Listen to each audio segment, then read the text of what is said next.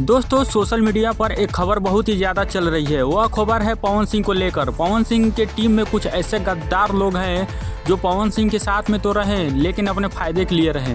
पवन सिंह से जब जरूरत था तब पवन सिंह के साथ रहे, जरूरत खत्म हो गया दूसरे की टीम में चले गए। जो पवन सिंह को बदनाम करते हैं, पवन सिंह के टीम वाले उनके साथ फोटो खिंचवा रहे हैं, सोशल मीडिया पर वायरल भी कर रहे हैं।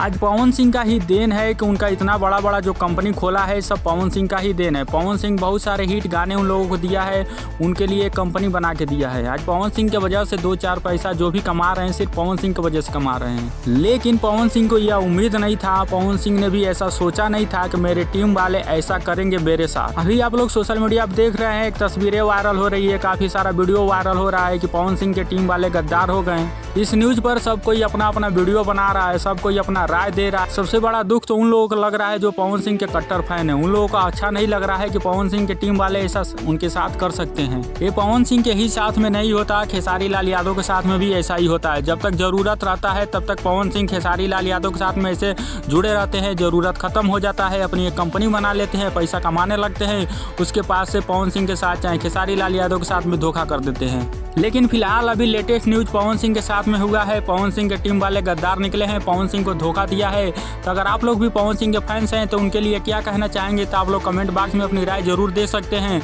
और पवन सिंह के आप लोग फैन हैं तो इस चैनल को आप लोग सब्सक्राइब जरूर करें, वीडियो को लाइक करना तो बिल्कुल मत भूलिएगा।